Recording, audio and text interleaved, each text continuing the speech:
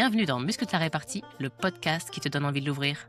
Je suis Michel Ruffo, coach, formatrice et conférencière sur la répartie, et pour cet épisode, j'ai le plaisir de recevoir Loïc Landreau. Bonjour Loïc. Bonjour à tous. Loïc, tu es présentateur, chroniqueur TV, radio, podcasteur, scénariste cinéma et séries. Tu es également formateur en prise de parole en public et conférencier. J'ai voulu t'inviter car tu as récemment sorti un livre, Osez la lumière, les répliques les plus inspirantes du cinéma pour révéler votre plein potentiel. Je vais même montrer à l'écran. Et le message de ton livre fait écho à l'incitation à oser du podcast Muscle ta répartie. C'est pour ça que je voulais qu'on échange aujourd'hui. Et dans ton livre, tu distilles des conseils et des messages positifs pour que chacune et chacun ose prendre sa place et s'exprimer. Alors tout d'abord, Loïc, est-ce que tu pourrais m'en dire un peu plus sur ce qui t'a donné envie d'écrire ce livre ? Oui, bien sûr. En fait, à la base, le livre, c'est une formation. Puisque quand j'étais à BFM Business et que je présentais une émission avec des entrepreneurs, j'ai été rapidement sollicité pour les former avant qu'ils viennent en plateau. Et ce dont je me suis rendu compte, c'est que ces entrepreneurs-là, leur plus grand problème n'était pas la technique, le regard et comment je mets mes mains, etc. Mais c'était cette distance qu'ils mettaient entre eux, leur histoire et le public. Il y avait ce côté un peu non mais moi je suis CEO, non mais moi je suis dirigeant, non mais moi je suis fondateur. Donc certes, ils faisaient très bien le taf pour parler de leur boîte, mais par contre, il se passait rien en termes de lien, en termes d'émotion. Donc petit à petit, j'ai commencé à travailler sur une formation à la prise de parole en public et médiatique, bien sûr sur tout ce qui est de la technique pure, orale, mais surtout pour aller chercher et débloquer cette petite muraille qui se mettent quand ils doivent prendre la parole, pour essayer d'aller chercher vraiment qui ils sont, leur richesse intérieure, leur humour, leur naturel, bref, tout ce qui les compose et qu'ils ne voulaient pas mettre en fait en scène entre guillemets, ou en tout cas offrir aux téléspectateurs. Et c'est important en fait, quand on prend la parole en public, de pouvoir dire qui on est et ce qu'on est. Et cette formation en 2021, j'ai eu l'occasion de la dupliquer sur scène. Donc, Oser la lumière, à la base, c'est une formation, puis une conférence show.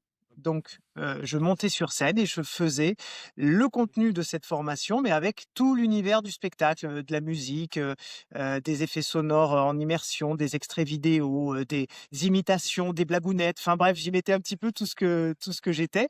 Et c'est là où j'ai commencé à constater que les répliques de films avaient vraiment un impact très important sur le public. Ce qui tombe bien puisque je suis passionné de cinéma. Et j'ai commencé petit à petit dans le spectacle à diffuser des répliques de films qui, moi, m'ont inspiré tout au long de ma carrière et de ma vie à différents moments, que ce soit personnel ou professionnel. Et je voyais que ça marchait, quoi, qu'il y avait un truc qui était différent dans l'approche. Et c'est pour ça ensuite qu'à force qu'on me dise: «Oui, mais où est-ce qu'on peut trouver ce que tu fais? Est-ce que tu peux nous donner ta formation?» Je dis: «Non, mais vous êtes gentil, je vais pas vous donner ma petite recette». Donc paf, j'ai fait un livre et voilà d'où vient, Oser la lumière, les répliques les plus inspirantes du cinéma pour révéler votre plein potentiel. Très bien. Et du coup, tu me parles de gens qui passaient sur BFM TV. Alors, les gens que j'accompagne et les auditeurs auditrices ne passent pas forcément tous sur BFM TV, mais ont quand même un souci avec la Bien prise de sûr. parole en public. Et notamment, il y a un souci que j'entends souvent qui fait que les gens se limitent, qui est, suis-je vraiment légitime pour prendre la parole? Qu'est-ce que ça t'évoque, ce questionnement que les gens se posent sur leur légitimité? Ça m'évoque d'abord que nous nous sommes tous sentis illégitimes à un moment donné ou à un autre dans notre vie professionnelle. Ceux qui vous disent le contraire, ils mentent. C'est-à-dire qu'il ne faut pas se considérer comme fragile, faible, incompétent, bizarre, parce qu'à un moment, on manque de confiance en soi ou parce qu'on ne se sent pas légitime à un moment donné, à l'arrivée d'un poste ou peu importe. C'est normal. Et c'est normal, d'abord parce que on nous apprend culturellement, dans la famille, dans nos amis, à l'école aussi, on nous apprend à ne surtout pas, sortir du cadre, à, suivre le petit chemin et surtout à réussir mais en silence. Mmh. Voilà, ne surtout, oui, bon, c'est bien, tu as eu 20 sur 20, ça va, tu vas pas te la péter. Bah, en Mmh. fait, des autres, si, si, parce que si j'ai 20 sur 20, c'est que j'ai travaillé pour, c'est que j'ai des compétences pour. Et donc l'illégitimité, elle vient, aussi souvent d'abord de ce qu'on pense sur soi-même.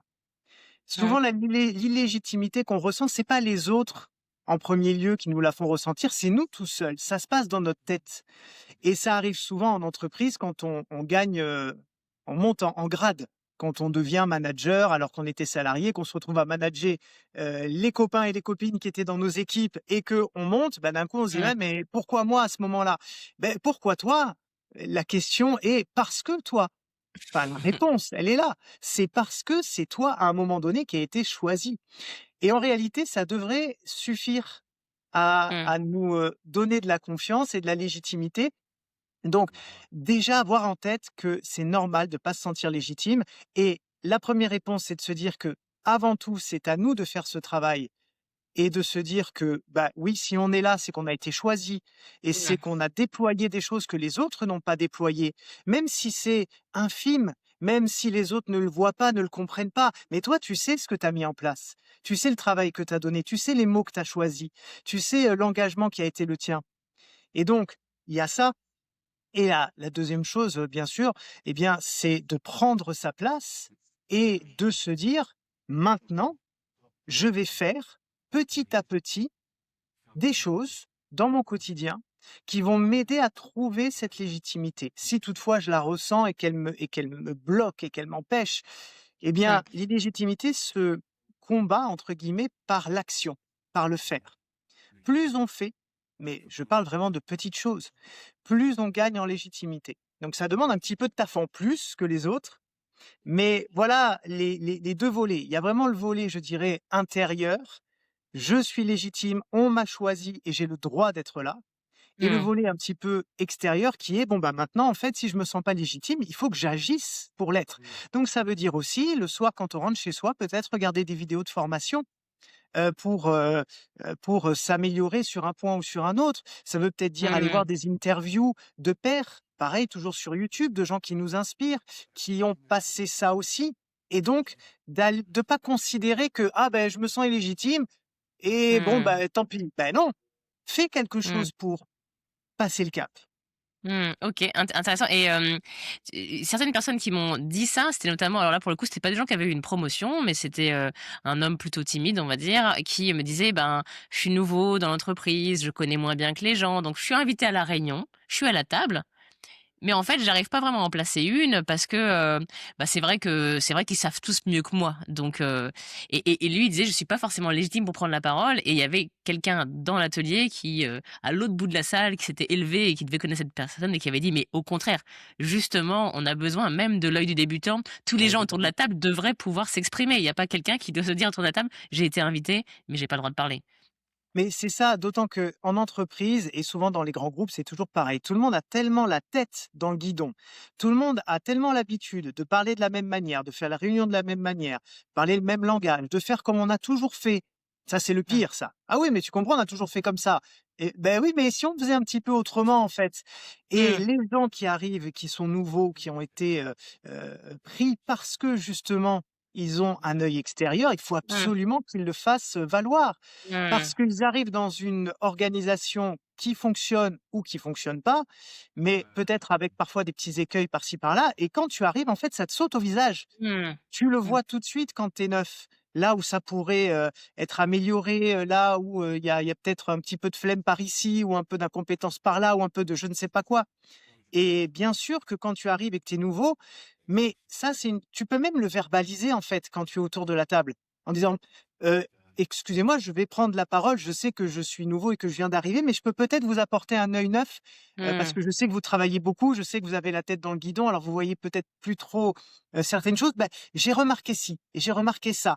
Mmh. Peut-être que» et du coup, tu désamorces le truc, c'est-à-dire qu'en verbalisant le fait que effectivement tu es nouveau et que tu as des gens qui vont peut-être se dire dans leur tête: «Ouais, mais pourquoi il prend la parole lui? Il vient d'arriver». Du coup, Mmh. tu le verbalises. Donc si tu le Mmh. verbalises, tu coupes l'herbe sous le pied de tous ceux qui peuvent te Des critiquer objections, c'est ça. dans leur tête. Mmh. Tu l'assumes: «OK, je suis Mmh. nouveau, mais je peux peut-être vous proposer quelque chose de différent. Mmh. Voilà ce que je vous propose. Vous en faites ce que vous voulez, bien sûr, mais voilà ce que j'ai pu observer de mon humble arrivée Mmh. depuis quelques semaines et cetera». Voilà. Ça peut être une Mmh. façon de faire.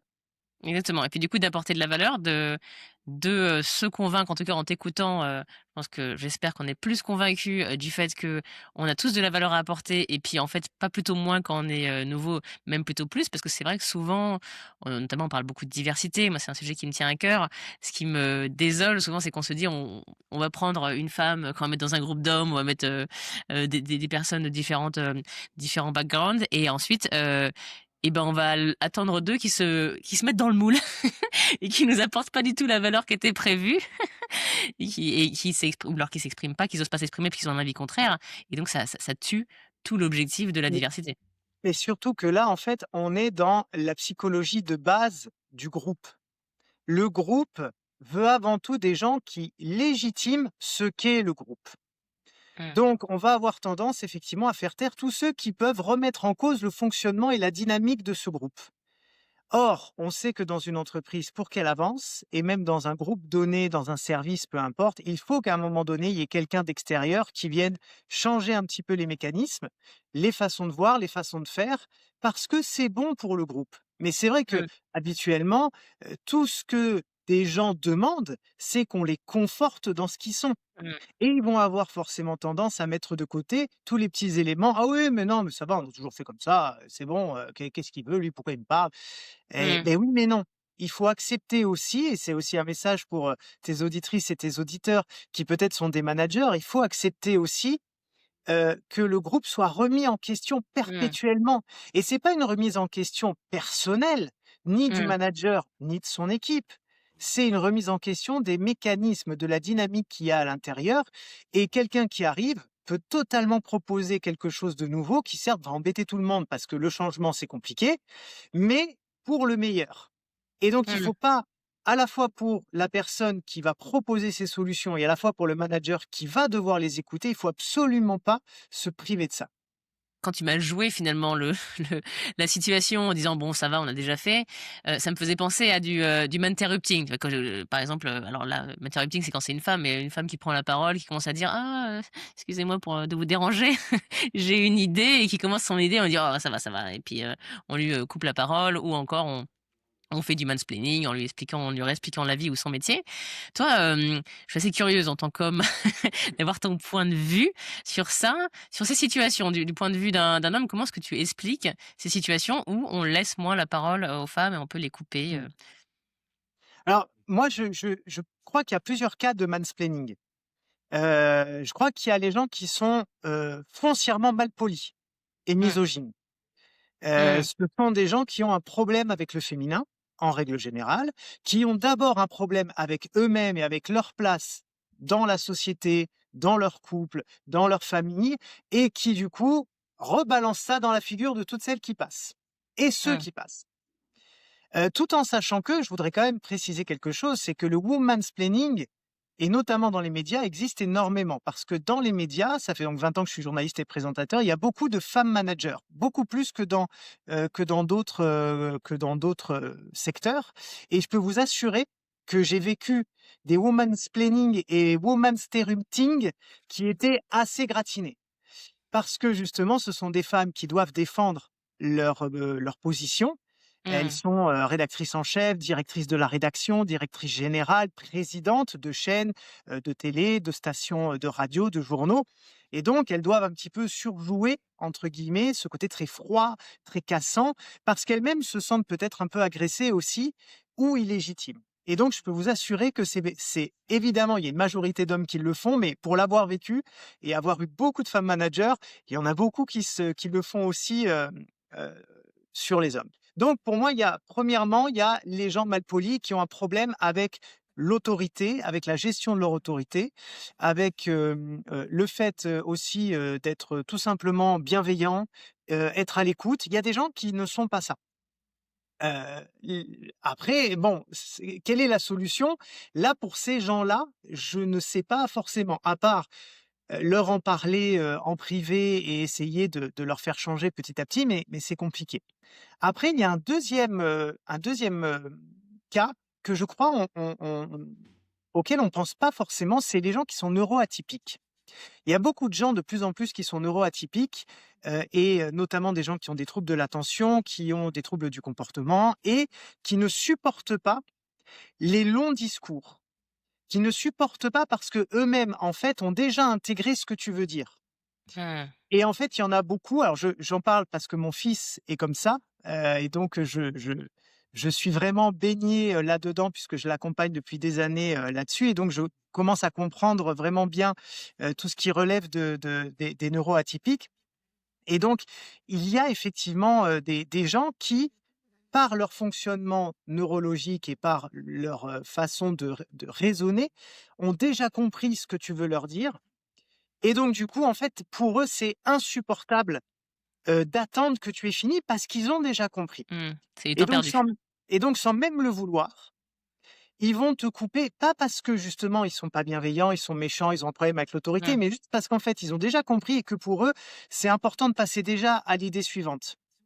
Donc, il faut avoir ça en tête parce que, pour le coup, ça, c'est vraiment quelque chose qui a de plus en plus d'impact en entreprise, et il y a des grandes entreprises maintenant qui font des formations auprès de leurs collaborateurs autour des profils neuroatypiques et du TDAH. Ça s'est beaucoup développé au Royaume-Uni, ça commence à arriver en France, pour que justement on puisse comprendre de quelle manière ils réagissent et ils évoluent, et pour évidemment ne pas se froisser, et eux aussi leur expliquer que on peut évidemment écouter jusqu'au bout. Et il y a aussi évidemment tous ces gens qui manquent de confiance et qui interrompent parce que en fait ça remet tellement en cause ce qu'ils sont et ce qu'ils disent, ça les met dans une telle fragilité qu'en fait c'est soit ça, soit ils s'écroulent.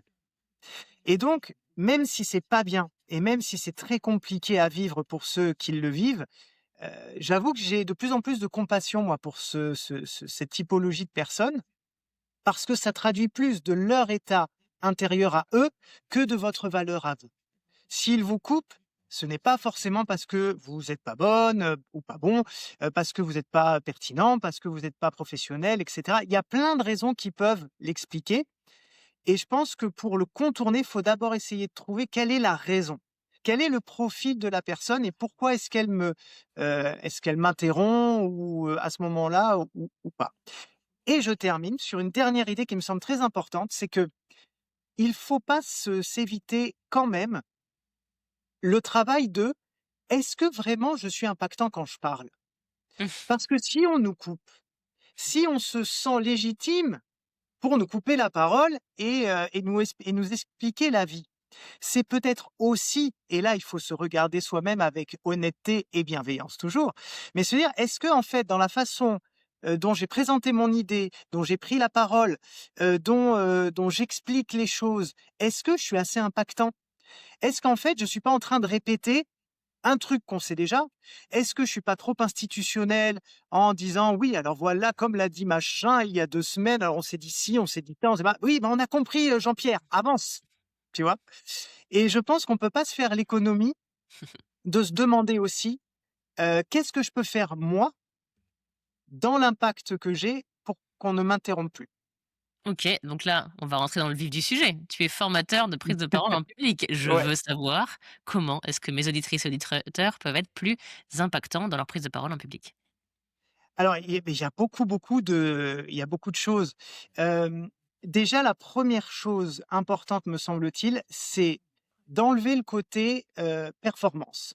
La prise de parole en public n'est pas un secteur qu'on peut mathématiser ou dont on peut faire des statistiques. On peut pas dire: «J'ai été impactant à 20, Mmh. souriant à 15, drôle à 90», et cetera et cetera. Sauf que quand on prend la parole en public, que ce soit en réunion, devant des clients, peu importe, on se dit: «Ah mais il faut que je sois bon». Ouais, mais bon, être bon, c'est quoi? C'est un jugement de toi envers toi-même, Mmh. et ça te met une espèce de pression bizarre d'être dans la performance alors que il faut être dans le lien. Mmh. Le lien avant tout, le message avant l'ego. Ça, c'est très important. Pour être impactant, il faut placer donc le lien. Qu'est-ce que je vais laisser dans l'esprit, dans le corps et dans les tripes de la personne à qui je vais parler, ou des personnes à qui je vais parler? De quelle manière également je peux sortir du discours un peu institutionnel de l'entreprise, de toujours commencer de la même manière un peu pompeuse, pour avoir un impact direct sur ma première phrase, Mmh. travailler mon accroche. Je commence pas par merci Michel de m'avoir donné la parole, car comme le disait Michel à l'instant, nous, ta, ta, ta, ta, ta, ta, ta, ta, ta, et après, tu fais une intro de 1 minute qui rappelle ce que tout le monde sait, et après, tu fais ton truc. Il faut sortir de ces schémas trop institutionnels, trop chiants, parce que Mmh. ça embête tout le monde. Et Mmh. donc, trouver dans votre Sauf accroche. moi, hein, parce que tu dis merci Michel plusieurs fois, moi ça me va, hein. Puis oui, Tu as j'ai même créé le pas fait lien avec attention. Michel. Tu vois, Tu j'ai as même créé pas le fait lien avec attention. Michel. Mais Ah! c'était Michel, elle, elle. Mais non, mais tu vois ce que je veux dire, c'est que c'est vraiment important d'essayer de casser les codes.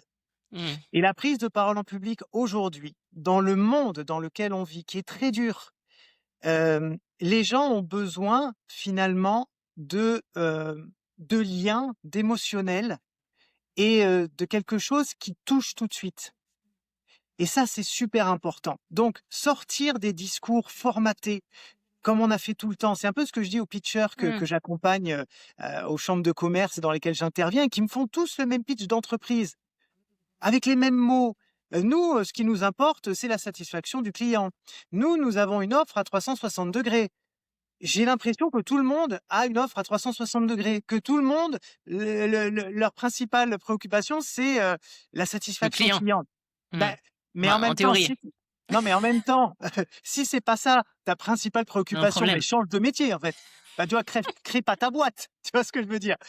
Donc, on a tous l'habitude et surtout dans les grands groupes, de parler de la même manière, de commencer les Mmh. réunions de la même manière, de remercier les gens qui nous passent la parole de la même manière, parce qu'il faut être un petit peu obséquieux comme ça. Essayez de trouver de quelle manière, dès la première phrase, vous allez pouvoir casser les codes et que les gens se disent: «Oh! Waouh, purée, c'est cool! Ah, c'est différent! Ah, c'est souriant! C'est sympathique, c'est enthousiaste, il y a de la conviction». Hem, je pense que déjà commencer par ça, donc ne plus penser à la performance, mais penser au lien et à la communication, c'est très important. Et 2, avoir effectivement cette volonté de casser les codes, ses propres codes de communication et de toujours essayer de trouver une manière de commencer sa prise de parole de façon totalement originale, authentique aussi. Donc c'est le moment de faire ressortir ce qu'on est, son humour, ses références, si t'aimes Kaamelott par exemple, moi j'adore Kaamelott, si t'aimes la série H, si t'aimes, je sais pas moi, ce que tu veux, Grey's Anatomy, tu choisis exactement ce que tu veux, mais tu peux aller chercher tout ça de toi et le mettre dans tes prises de parole, parce que ça va créer du lien avec les gens et c'est ce qui Comment va tu faire fais que alors quand, tu es un fan de H, par exemple, que je connais bien? Comment tu démarres ta prise de chef-d'œuvre. parole, dans un grand groupe du CAC 40, pour casser les codes? Alors, comment tu fais?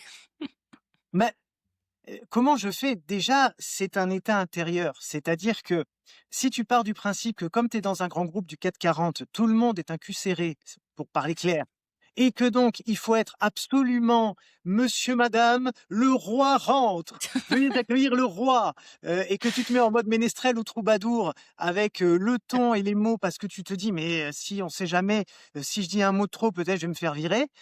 Là, on perd en c'est vrai ce que je dis ou pas? Je ne dirai rien, je ne Je citerai personne. je Je parlerai en sous présence de mon l'épaule de mon avocat. avocat. Non, mais il y a tellement de choses qui nous étreignent inconsciemment quand on arrive devant ce type de personnes, quand on arrive devant un conseil d'administration. Mmh, Heu et la première chose, c'est de se dire: «Mais qu'est-ce qu'ils vont penser de moi? mmh, Est-ce qu'ils vont penser que je suis sérieuse? Est-ce qu'ils vont penser, que je fais bien mon boulot? Est-ce que je vais pas laisser une mauvaise, image?» et cetera. Bon, bien sûr que c'est important, mais c'est pas parce que tu es joyeux, c'est pas parce que tu es enthousiaste, c'est pas parce que tu es disruptif que tu n'es pas compétent et sérieux. Et c'est en faisant ça chacun, d'entre nous, là où nous sommes, que nous allons normaliser le fait que les relations peuvent être beaucoup plus détendues, beaucoup plus sympathiques, beaucoup plus authentiques, même quand on parle à quelqu'un qui est, PDG du CAC 40. Et le pire, c'est que pour ceux, en tout cas, que je rencontre, dans des événements d'entreprise, c'est qu'ils attendent ça. C'est-à-dire que mmh, même eux, tout en haut, ils en ont marre d'avoir des gars qui viennent: «Oh mais cher monsieur le président, oh mais cher monsieur le machin». Alors tu en as, hein, toujours qui adorent ça, hein. Tu mmh. en as, ils sont bouffis d'ego, ils adorent. Mais il y en a quand même beaucoup qui ne demandent que ça, sans aller dans la familiarité. mais qui ne demandent qu'à avoir ce petit moment, en fait, où on les considère pas comme des ennemis ou des gens qui sont potentiellement dangereux parce qu'ils ont le pouvoir de vie ou de mort sur ton taf. Mmh. Et donc, l'idée, c'est de prouver par la compétence et par ta prise de parole technique que tu es sérieux ou sérieuse, parce que ton contenu sera hyper calé, hyper pro, hyper pertinent. Mais par contre, dans l'emballage, tu peux te permettre doucement, tranquillement, je te demande pas de faire des tagadas de soin, mais tu peux te permettre de mettre un peu d'humour, d'aller chercher des refs, d'aller te renseigner aussi sur les gens qui sont face à toi. Et pourquoi pas, si ton PDG, il est fan de la mer, qui t'empêche de faire toute une présentation avec un fil conducteur, une Mmh. métaphore filée autour de la mer? Mmh. Le phare, le vent, je tiens le gouvernail, on n'aura pas le mal de mer, j'en sais rien. Mais ça demande aussi de faire un petit effort en plus et de se dire: «OK, j'ai qui en face de moi là? C'est quoi leurs valeurs? C'est quoi leur passion? C'est quoi?» Eh ben, je vais faire preuve d'empathie, je vais faire preuve d'originalité et je vais aller les capter dans leur univers. Mmh. À la fois, je propose le mien et à la fois, je vais aller capter leur univers, leurs passions, leurs références, leur parcours. Il y a tout sur LinkedIn maintenant. Tu as quelqu'un en face de toi, ton PDG, va voir sur LinkedIn, tu tapes son nom sur Google, tu as tout. Et donc, si tu vois qu'il a une passion particulière, eh bien, va la chercher. Essaye de voir comment tu peux construire ton discours autour de cette passion-là. Et là, le mec, il va dire: «Waouh, mais elle parle de moi là!» Elle parle de Et l'île en de Ré? Elle mais parle de l'île c'est de Ré? incroyable! Non, C'est mais tu vois? incroyable. Excellent. Donc tu me dis empathie maximum, créer le lien et quelque chose que tu m'as dit en préparant, une phrase que j'aimais beaucoup, qui était: «Le public est un ami qui vous veut du bien». Si Oui, tu peux ben oui, élaborer là-dessus? Parce que moi, c'était le game changer, hein, globalement, hein, c'est pour parce moi. que on part du principe que lorsqu'on parle en public, les gens vont forcément nous juger de façon négative. Ça, c'est nous, hein, qui nous le disons. Mmh. Or, que ce soit, toi ou moi, ou les gens qui nous écoutent et nous regardent, quand on va, par exemple, au théâtre, on y va dans une démarche bienveillante et on s'attend pas à ce que, l'acteur oublie son texte, qu'il y ait un projo qui tombe sur la scène, qu'il y ait, je sais pas moi, les égouts qui remontent, et non seulement on ne l'attend pas, mais on ne le souhaite pas. On y va dans une démarche bienveillante Mais bah, et moi, j'aime bien. c'est pareil au cinéma, tu vas pas au cinéma en te disant: «Ah, j'espère que je vais voir un film qui est nul et qu'ils vont tous se viander!» Enfin, tu vois? Et donc, en règle générale, il y a quand même toujours des brebis galeuses dans ce genre de groupe, qui ont où il y a des rivalités, des choses comme ça. Mais néanmoins, en règle générale, les gens qui sont là, ils sont pas là, pour vous casser, pour alors s'il y a des jugements, ben, ils le font dans leur tête et en vrai, ça leur appartient. C'est Mmh. leur problème, pas le Mmh. vôtre. Mais surtout, le public est foncièrement, à la base, quelqu'un qui est là pour vous écouter, pour comprendre ce que vous avez à lui apporter et pour trouver des solutions. Donc c'est vous qui êtes en position, de confiance, en réalité. C'est pas le public. Le public est là pour vous accueillir et quand on arrive et qu'on se met déjà en tête que: «Ouais, mais en fait, là, c'est moi qui ai le pouvoir. Mmh. C'est moi qui ai les solutions, c'est moi qui vais proposer quelque chose, c'est moi qui ai un truc super à leur proposer à ces gens et je n'ai qu'une seule chose à faire, leur prouver que ça répond à un besoin».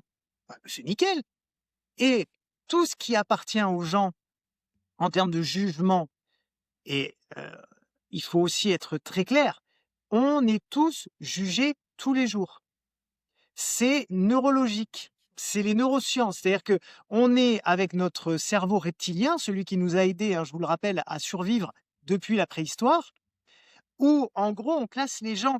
C'est-à-dire que quand tu rencontres une nouvelle personne, tu la mets dans, gentil, allié ou danger, méchant, Mmh. basiquement. C'est ce qui nous a aidés, donc à la préhistoire à pouvoir savoir qui était un danger ou non et donc on a gardé ça et donc on juge, le cerveau juge quoi qu'il en soit. Les téléspectateurs, et qui, bon ceux qui nous écoutent non, mais les téléspectateurs Ils nous ont vus, ils se sont dit: «Tiens, Loïc, il a mis un petit hoodie avec un machin, tiens, il a l'air fatigué». Oui, effectivement, mauvaise nuit cette nuit, mais c'est pas grave. «Tiens, il est joli, le mur de Michel C'est derrière», ça. Elle et est tout resplendissante aujourd'hui, Michel. Je pense que les gens se disent ça. exactement, elle est magnifique. Elle est Mais magnifique.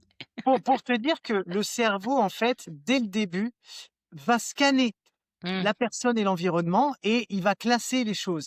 D'ailleurs, c'est petite anecdote, quand on fait de la télé depuis longtemps, on est tous très frustrés, les présentateurs et chroniqueurs, parce que nos parents ou notre famille nous disent toujours quand ils nous voient à l'antenne: «C'est quoi cette, coupe de cheveux que tu as? Mmh. Ah bah, j'aurais pas mis cette chemise. Ah Mmh. bah là, tu mal maquillée», et tu leur dis: «Mais, le fond, ce que j'ai dit, c'était bien?»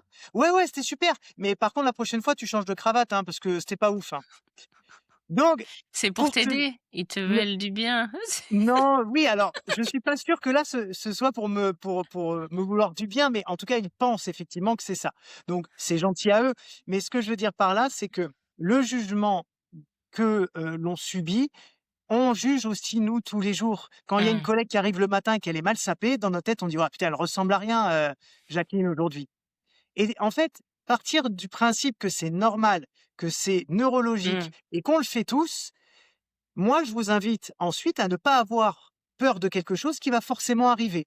Vous allez forcément être jugé quand vous allez arriver, physiquement, sur votre ton, sur, si, vous avez la voix qui déraille, peu importe.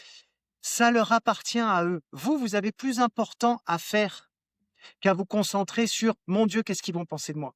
Mmh. Vous avez Mais un est-ce que message. justement tu peux anticiper? Parce que moi justement c'est un truc par exemple, moi, avant chaque, intervention, je me disais: «Oh, quand je vais manger», parce que je mange très proprement, je me disais: «Oh pourvu que je m'en mette pas partout, et qu'il y ait pas de taches sur mon pantalon quand je voyage». Évidemment, tu as toujours un jour où tu t'es taché, et où tu te dis: «Ils vont voir que ça».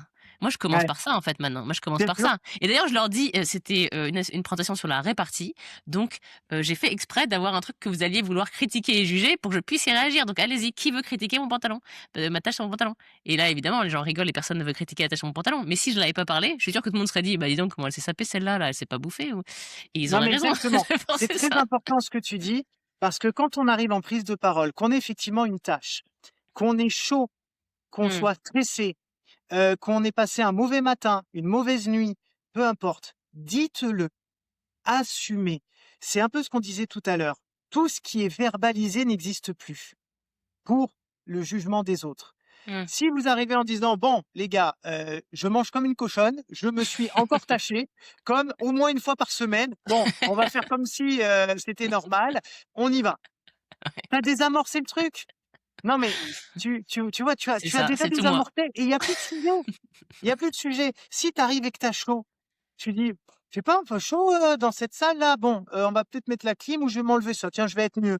Bon, d'ailleurs, faites pareil, hein, si vous avez chaud, n'hésitez pas à enlever vos manteaux, enlever vos pulls, il faut qu'on soit Pas tout s'il tranquille, te hein». plaît, pas tout, on Ouais, s'arrête à pas un. tout, pas tout, pas tout, pas tout. Non, mais tout ce qui est verbalisé n'existe plus, Mmh. dans l'interaction. Pareil, tu es stressé, tu sens que bon, les amis, vous savez que je suis pas très à l'aise, hein, dans l'exercice, de la prise de parole en public, donc bon, je suis un petit peu stressé, je compte sur vous, donnez-moi de la force, hein, donnez-moi de l'énergie, allez, on y va. Ben Mmh. voilà, et le fait de l'avoir dit, vous allez voir que ça va, fou, Mmh. tout ce qui reste coincé vous Mmh. pollue et tout ce qui sort, eh ben, c'est sorti. Mmh. Donc, bien sûr, en arrivant, quand tu as une tâche, quand tu as chaud, quand tu as peu importe si tu as mal dormi, effectivement, tu dis: «Waouh les gars, je suis désolé, mais alors ce matin, j'ai passé une nuit, dégueulasse, je suis désolé, je vais faire du mieux que je peux, je vais vous donner tout ce que je peux et on y va, hein, je compte sur vous, hein». Bon, voilà. Mmh. Donc ça, c'est très important. OK, donc ça, c'est pour finalement désamorcer les trucs qui pourraient se passer et arrêter de se dire: «Faut que je cache absolument que je suis en train de transpirer» ou «Faut que je cache que j'ai une tache» ou «Faut que je cache que j'ai peur». Est-ce que tu parlais donc que le public était notre ami, donc utilisons-le. Comment est-ce qu'on peut utiliser le public pour, interagir, et voilà, créer du dynamisme? Ce que j'aime beaucoup, conseiller, c'est, de trouver des visages amis. Forcément, dans l'assistance, il y aura, votre collègue de bureau, enfin celui qui est en face de vous ou celle qui est en face de vous. Il y aura la personne avec laquelle vous rigolez à la machine à café.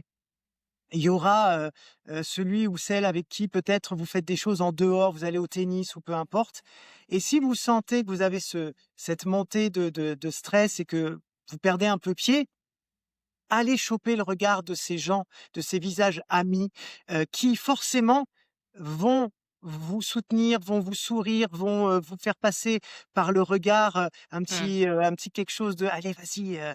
et ça, c'est un premier point qui peut vraiment marcher, se servir du public effectivement heu, pour passer ça. Après, comment on peut se servir encore du public? Déjà, c'est de le regarder Mmh. tout le temps, parce que plus on a le regard fuyant, plus on mitraillette quand on parle et plus les gens, vont, ne pas se sentir, intégrés dans la conversation. Mmh. Donc comment on fait? Tout simplement, on se cale et on regarde. «Bonjour à tous, je suis vraiment très, très heureux de vous accueillir aujourd'hui». Ça fait 5 secondes, on tourne. Je suis vraiment, voilà, je vais vous parler aujourd'hui du développement de l'entreprise, on va avoir des super projets à vous proposer et d'ailleurs demain, il y aura une autre réunion, pour, être un peu plus, opérationnel dans chaque équipe. Donc tu vois, tu restes, tu choisis en fait chaque personne de façon aléatoire et tu restes 3, 4 secondes planté dans son regard et ensuite tu changes, puis Mmh. tu changes, puis tu reviens de façon totalement aléatoire. Il y a des gens qui disent souvent, «Ouais, pour pas, avoir peur, il faut regarder au fond de la salle». Mais non, Et en la fait, porte non, pour t'enfuir. tu regardes les gens, en fait, ils sont là pour t'écouter, donc tu les regardes. Hem et le Il faut vraiment, penser que à ce moment-là précis, c'est toi qui as «l'ascendant» entre guillemets. C'est toi qu'on écoute. Mmh. Donc aller chercher le regard des autres, c'est eux qui vont, hop, tu sais, se tendre un tout petit peu en disant: «Ah oui, elle a vu que j'écoutais pas. Oui, je vais écouter là. Oui, oui, j'écoute. Oui, oui, bien sûr». Parce qu'ils savent que tu les lâches pas, parce qu'ils savent que même si tu es passé sur celui d'à côté, tu vas revenir à lui à un moment donné ou à elle et que donc comme tu les impliques tous par le regard de manière aléatoire mais complète, eh bien, il va y avoir comme ça une espèce d'énergie globale où on sait que à un moment donné ou à un autre, eh bien, on va venir nous recapter l'attention et donc naturellement l'attention va rester focus. Donc ça, c'est une Mmh. façon aussi de capter. Mmh. Et là, je tu debout là, non? «Oui, je suis debout». Oui, c'est ça. Moi, c'est aussi quelque chose que, il y a des gens qui font pas, mais que moi je fais. En fait, quand quand c'est à moi de présenter, même si on est tous assis, je me mets debout. Et alors qu'est-ce que qu'est-ce que tu en penses? Et je peux me déplacer comme ça, notamment quand les gens n'écoutent pas. Je peux me Ouais. déplacer, parce que c'est une autre technique quand tu dis: «Bah, les gens regardent toutes les personnes». Bah, c'est que si je me déplace, tu as toujours un petit stress quand tu as la personne qui présente qui s'approche de toi, où Ouais. tu te sens un peu obligé d'être plus concentré. Est-ce que c'est quelque chose que tu fais aussi, de te lever, de te déplacer, d'occuper l'espace, ou même quand tu prends dans une réunion normale, A entre guillemets? priori, je suis toujours debout. Mmh. Je ne m'assois jamais parce qu'effectivement, j'estime que l'énergie, alors déjà, je suis quelqu'un d'assez énergique de base. Donc il faut que l'énergie, elle sorte, Mmh. premièrement. Deuxièmement, j'estime que pour être totalement impliqué dans ce que je dis et dans ce que je fais, il faut que je sois debout. C'est-à-dire que mon corps entier est Mmh. impliqué dans la relation. Tous mes muscles sont tendus, sont prêts, sont disponibles pour les gens et ça accompagne aussi ma pensée. Quand tu es debout, tu es forcément plus dynamique, tu es Mmh. forcément, plus à l'écoute, tu les mains qui bougent, Tu libre, ouais. Mmh. tu es Mmh. libre et surtout tu as ton énergie qui se transmet beaucoup mieux. Donc bien sûr, Mmh. toujours debout. Mmh. Perso, je bouge assez peu, déjà parce que je suis italien, d'origine et que donc les mains déjà vont et viennent. Vous l'avez peut-être vu depuis tout à l'heure. Donc en fait, je me cale dans le sol parce que souvent, en fait, quand tu bouges trop, ça peut paraître parfois chez des gens, Mmh. ça c'est un peu de stress si tu veux. C'est une façon Mmh. d'éliminer le stress et c'est pas forcément, ce que je préfère en tout cas à titre personnel. Mmh. Je propose toujours de s'ancrer et en fait, ça va être les hanches qui vont bouger. Mmh. Ça va être les mains et les hanches et le visage évidemment qui vont aller chercher les gens, qui vont bouger. Tu vois, là, je bouge pas et pourtant il y a plein de choses qui se passent Mmh. sur, le haut de mon corps et dans mon regard et sur mes mains et puis je peux même faire ça et puis bien sûr que je peux bouger, je peux peut même, Faire des claquettes? bouger voilà, faire des claquettes, bouger un petit peu sur moi si j'en ai envie. Mais, Mmh. la le mieux me semble-t-il, c'est effectivement d'aller, d'être un peu comme, un arbre, un chêne. Tu es ancré dans le sol, mais tu as les branches qui bougent. Tout le reste en haut, ça bouge au gré du vent. Mais par contre, tu bouges pas. Bam, tu es solide.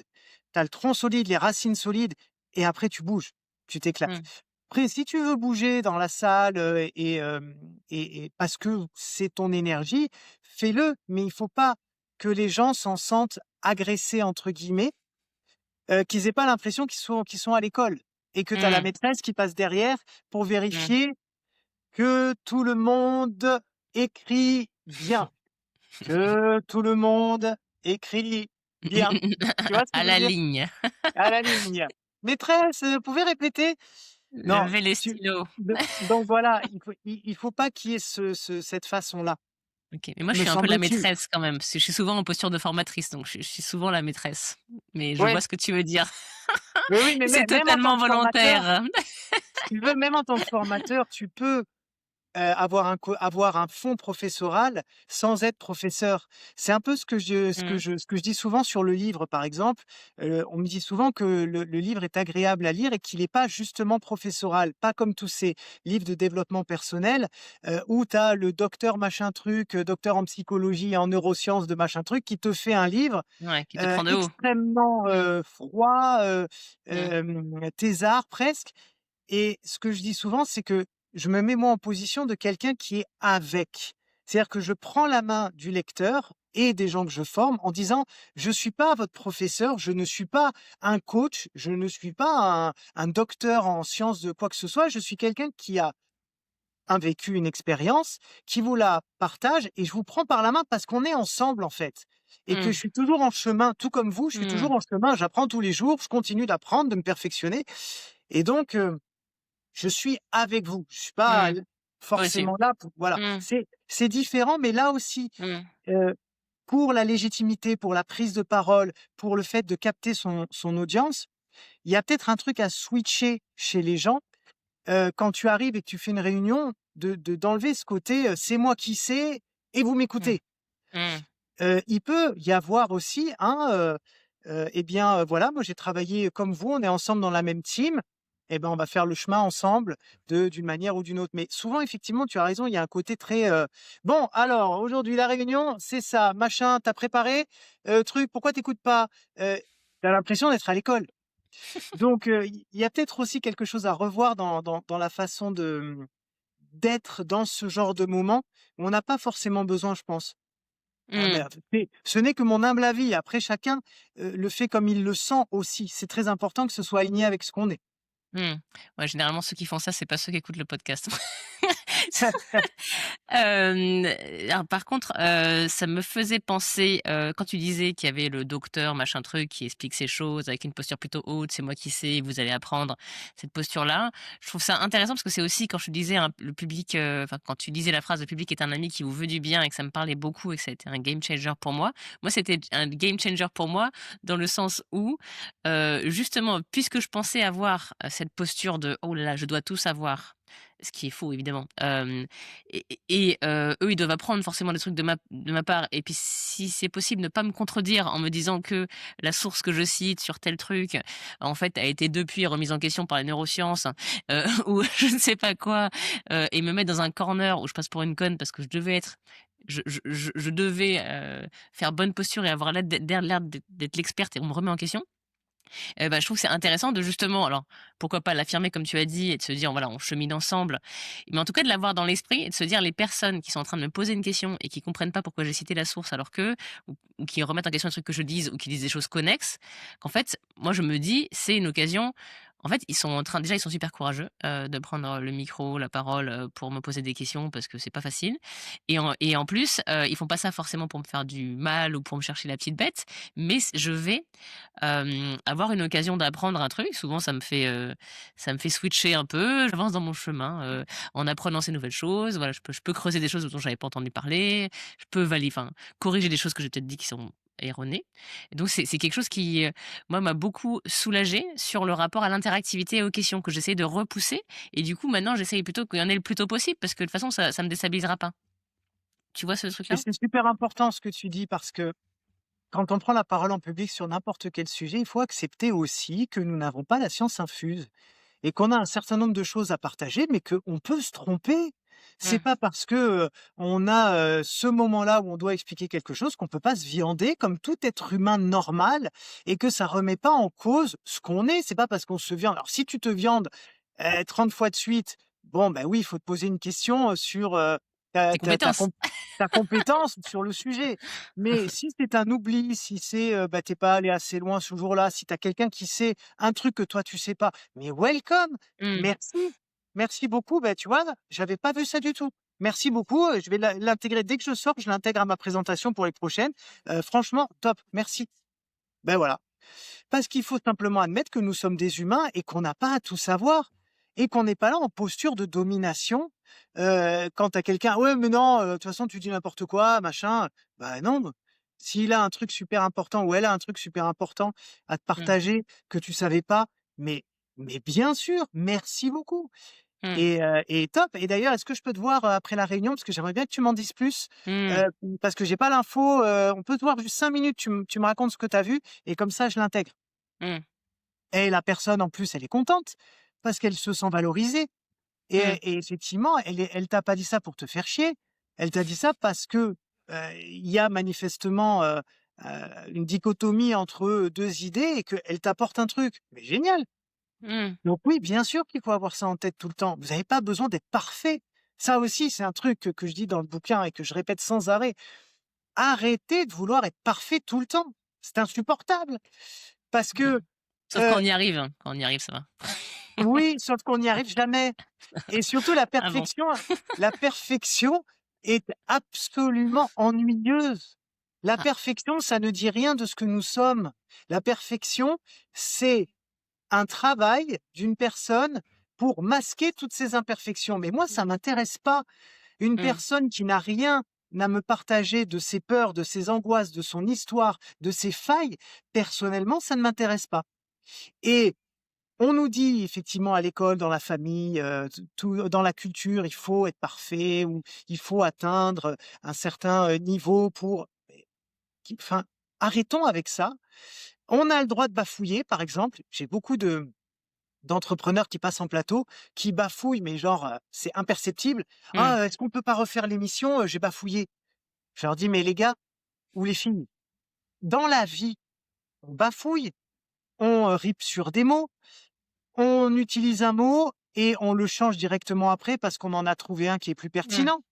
On Mmh. laisse des blancs, on fait des on fait des bah, c'est la vie et la prise de parole en public doit ressembler à la vie et on s'en fout de pas être on vous demande pas d'être, Steve Jobs, avec, le petit micro et faire une conférence devant 6 000 personnes. On vous demande d'être authentique et d'accepter vos imperfections. Et plus vous, accepterez vos imperfections et plus vous permettrez aux autres d'accepter les leurs et moins vous verrez que vous serez jugé. Parce que si vous assumez absolument ce que vous êtes, vous devenez invincible, parce que plus personne n'a d'aspérité pour vous choper sur n'importe quel sujet. C'est ça qui est important. Si vous êtes parfait, si vous êtes tout lisse, le moindre petit écueil va vous faire tomber de votre piédestal et les gens vont dire: «Ah, je le savais». Il est pas aussi, tout beau, tout machin que ce que je pensais. En revanche, si tu arrives en disant: «Beh, voilà, moi je suis ça. Mmh. Je suis ça. Je bosse pour être mieux, pour être plus pertinent, plus impactant, pour, articuler mieux et cetera. Mais aujourd'hui, bon, ben, voilà, je suis ça et ben, je vous donne ce que je suis. Je peux pas me Mmh. changer». Mais il faut arrêter, de d'avoir en tête cette perfection toujours de faire les choses. Faites les choses avec le cœur et Mmh. pas avec l'intellect. La perfection, c'est l'intellect et l'authenticité, c'est le cœur. Allez Mmh. chercher le cœur. C'est beau ce que tu dis.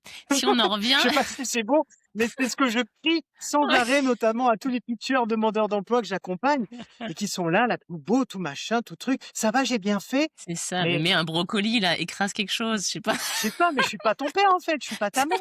Tu vois, enfin, je ne suis pas là pour régler tes problèmes psychanalytiques avec, ce que tu as envie que les gens pensent de toi.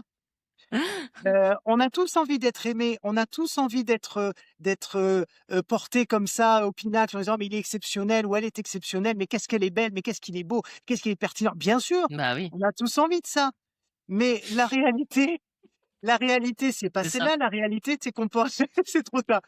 Mais la réalité, c'est qu'on porte tous nos valises et nos bagages, et que plus on les assume, plus on est en Mmh. accord avec ses failles et ses bagages, et plus on est pertinent dans la relation. Parce que c'est ça qui doit rester à la fin, c'est le lien. C'est ce que vous laissez, encore une fois, je le redis, dans le cœur, dans l'esprit et dans les tripes de ceux qui vous écoutent. Très bien. Si je reviens à ton livre, dans ton Oui, livre, tu utilises plein d'extraits de films dans tous les chapitres, plein de du coup, ça fait des bonnes métaphores ou des manières de rappeler des concepts que tu passes. Et justement, est-ce que tu vois un parallèle entre la répartie, qui est mon sujet, et le cinéma? je vois, pour moi, c'est absolument évident parce que le cinéma n'est fait que de répartie. Les scénaristes, dans les 3/4 des films, s'amusent toujours à avoir un personnage absolument infect et un personnage très timoré qui, à un moment donné, va sortir de lui-même pour s'opposer au personnage infect. Alors, je pense par exemple au Compère avec Depardieu et Pierre Richard, par exemple. Il y avait toujours ce duo, ou même Jean Reno et Christian Clavier dans Opération Corned Beef. Je parle de très vieux films, hein. Les Oui, jeunes qui nous ça regardent me vont se dire, mais rajeunit pas. le gars, il J'ai date de aucune Mathusalem. idée, aucune idée de quoi tu me parles. Et pourtant, c'est des films de notre génération. Je sais Mais pas, bon, je regardais peu la télé, c'est pour ça. En tout cas, il y a souvent, en tout cas dans le cinéma, ce duo de personnages avec le gars infect et le mec un peu sympathique, un peu timoré qui va sortir de lui-même pour s'opposer et pour devenir courageux et pour accomplir des choses, etc. Donc le cinéma n'est fait que de dialogue et de répartie de cette manière-là. Et là où je vois aussi une solution concrète pour tes auditrices et tes auditeurs, c'est pourquoi pas de faire appel à des personnages quand ils sont en réunion et qui sont coupés, qu'on leur explique leur taf, qu'ils se sentent mal à l'aise par rapport à une prise de parole ou peu importe. Essayez de trouver un personnage qui vous touche, un personnage de cinéma, de série, de roman aussi, hein, ça marche aussi, mais un personnage fort, un personnage qui a confiance en lui, un personnage qui sait parler. Alors, Cyrano de Bergerac, ça te parle? Ça, c'est bon. Donc Cyrano, qui a cette gouaille incroyable, qui a ce phrasé, ça peut être une référence quand on prend la parole en public. Bon, ça fait un petit Mmh. peu quand même 18e siècle comme façon de parler, mais Mmh. par exemple, Qu'est-ce qu'il y on aurait de peut plus prendre récent alors? Superman, on peut prendre un Avenger, par exemple. On peut prendre Black Panther, on peut prendre Black Widow, on peut prendre Captain Marvel, on peut prendre peu importe. Mmh. Mais essayez de voir de quelle manière, grâce à la fiction, vous pouvez vous inspirer de personnages qui ont confiance en eux, qui sont forts, qui ont de la répartie, qui ne se laissent pas faire, et de vous transformer en ces personnages au moment où vous vivez l'agression.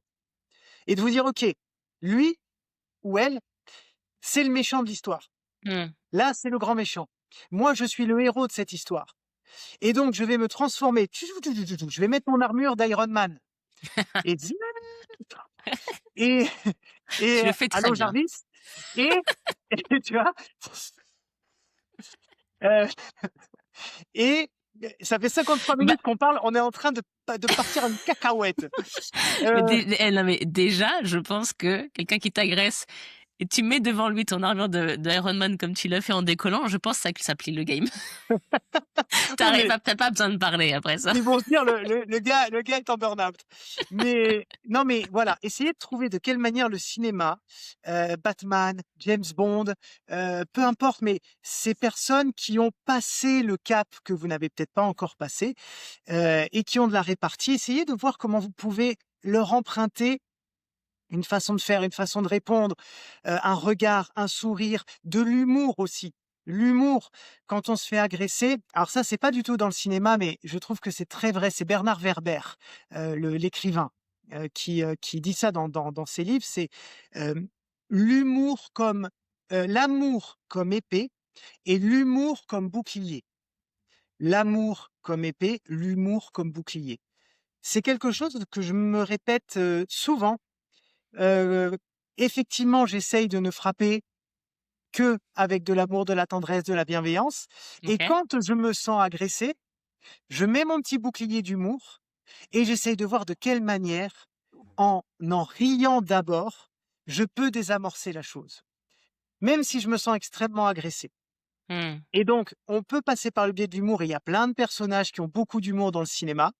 On peut passer par des super-héros, on peut passer par des James Bond, par des Missions Impossibles, Tom Cruise, par exemple.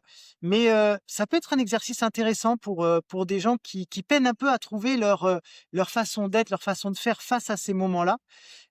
C'est de s'inspirer de personnages et de faire une espèce de melting pot par rapport à ce qu'on est et d'essayer de construire ça.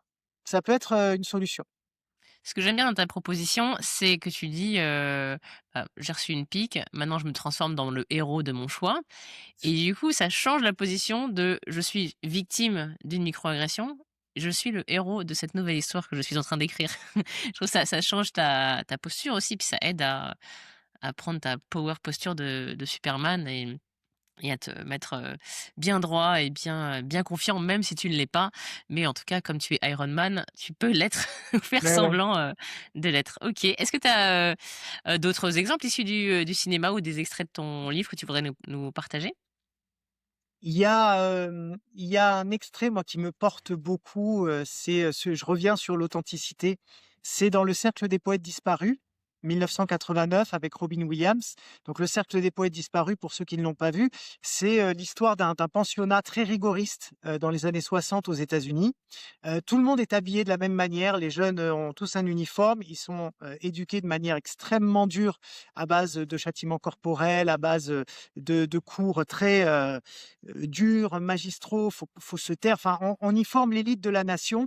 Donc, vous imaginez un peu dans les années 60 ce que ça pouvait donner. Et là arrive Robin Williams, qui est le professeur Keating, qui est un ancien de cette école, mais qui lui, justement, n'est pas du tout comme tous les autres. Et il va accompagner ces jeunes, justement, vers la réalisation d'eux-mêmes en leur disant, mais vous n'êtes pas qu'un uniforme. Vous n'êtes pas que une personne dans un groupe d'élèves qu'il faut former comme on formerait des vaches à aller dans un pré ou des moutons qui vont à l'abattoir. Et notamment, il leur fait faire un exercice. Il les fait aller dans une cour et il prend 3 élèves et il les fait marcher. Donc au début, chacun marche à son propre rythme et petit à petit, les 3 personnes, synchronisent leurs pas, comme si c'était des soldats, tu vois? Donc ils marchent dans le même rythme Mmh. et il les arrête et il dit: «Regardez ce qui s'est passé.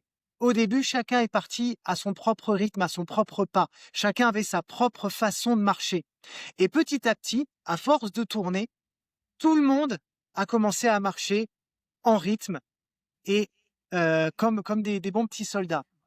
Et il leur dit: «C'était pour vous montrer les périls du conformisme» et il leur donne cette leçon qui, à mon avis, est fondatrice et fondamentale dans toutes les relations aujourd'hui. Il leur dit: «Il faut que vous trouviez votre propre façon d'être et de marcher, votre propre authenticité. Il faut que vous alliez là où personne n'a encore été». Que Mmh. ce soit grotesque, que ce soit, rigolo, que ce soit, solaire ou un peu moins, peu importe, mais il faut que ça vous ressemble et surtout, ne marchez pas dans les pas des autres. Prenez votre rythme, prenez l'autre route. Si tout le monde prend cette route, allez dans l'autre. Parce que certes, c'est peut-être un tout petit peu plus angoissant de pas savoir ce qu'il y a au bout, mais les 95 du temps, vous allez voir que ce qui vous attend là-bas est encore plus merveilleux que la route que tout le monde a prise. Et je trouve que c'est très important d'avoir toujours ça. Vous pouvez retrouver, l'extrait sur YouTube pour celles et ceux qui veulent, le voir ou dans le livre évidemment, disponible, dans toutes les bonnes librairies comme on dit. Mais je trouve que c'est vraiment important d'avoir toujours en tête et notamment en entreprise où tout le monde a tendance à faire comme les autres parce que ça rassure et le groupe et le management et soi-même. Il faut essayer de trouver ces petites zones de lumière, les zones où tu peux te mettre toi. Toi, le vrai toi, pas le toi social, pas Mmh. le toi, dont on attend qu'il soit comme ci ou comme ça. Le vrai toi. Ça, c'est super important. Et puis, un personnage dans le livre auquel je consacre une séquence, c'est Amélie Poulain.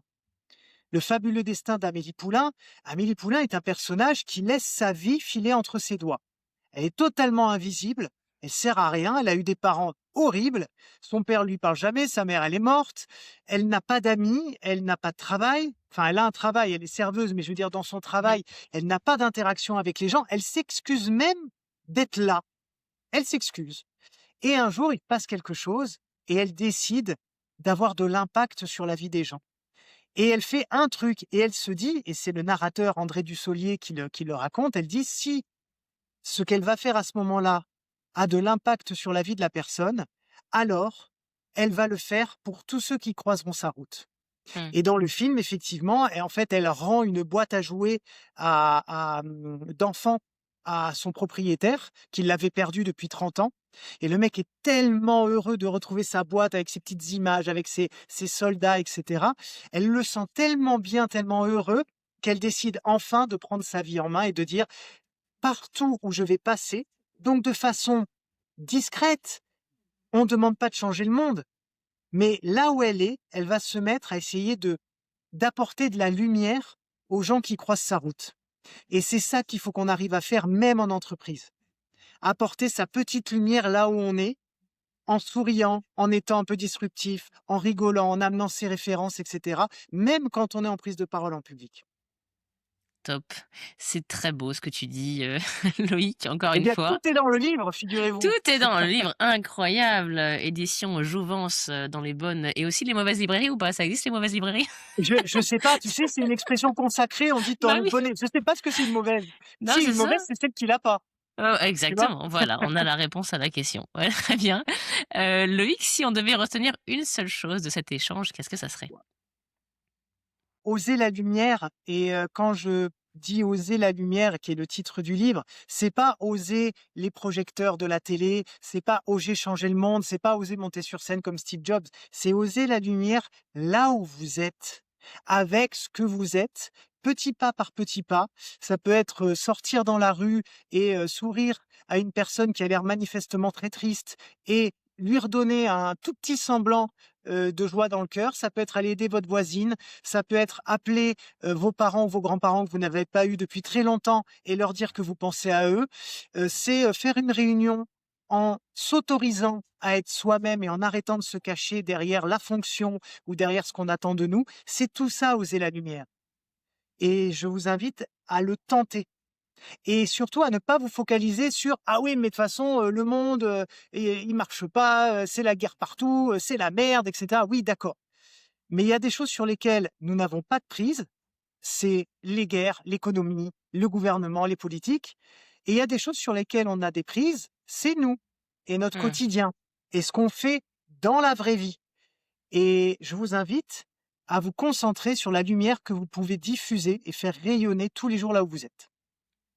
Merci beaucoup, Loïc. Avec grand plaisir, merci à toi. Et donc pour tous les auditeurs et auditrices qui voudraient continuer à muscler leur répartie et qui n'ont pas encore téléchargé les 15 punchlines pour réagir face aux microagressions au travail, je vous invite à le faire pour être armé et faire face à toutes ces situations qui sont bien pénibles. Et je vous retrouve très bientôt pour un nouvel épisode. Excellente journée Loïc et à bientôt. À bientôt, merci encore.